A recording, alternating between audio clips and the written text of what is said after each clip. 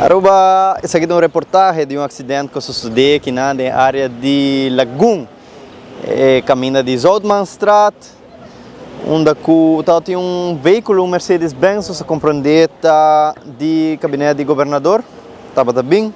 Ele cruzada com nos conhecer aqui na área de Lagoon, tinha um Nissan March, que ao parecer não apara, não dá uma preferência, e vai impactar de Mercedes-Benz. Porque bastante a outra é Mercedes-Benz aqui boa água, maneira de compreender. Devido ao impacto é Mercedes aqui lo a dar contra o hero de brug e lo sigue estreito.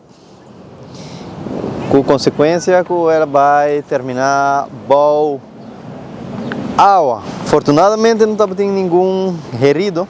Tanto é funcionário que estava dentro da Mercedes e pessoa que estava dentro da Nissan March não a resulta herida, pero é dano não está considerável, mas nós sabemos que a Mercedes-Benz vai terminar completamente boa água e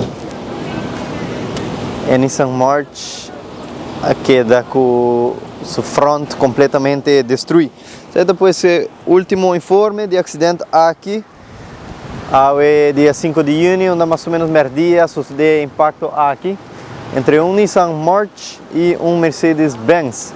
Dano está considerável, mas seguro, hope mais considerável para o que está Mercedes-Benz que terminar bom dia. Esse depois o último informe, daqui a Valderrama e saca comercial para 24horas.com.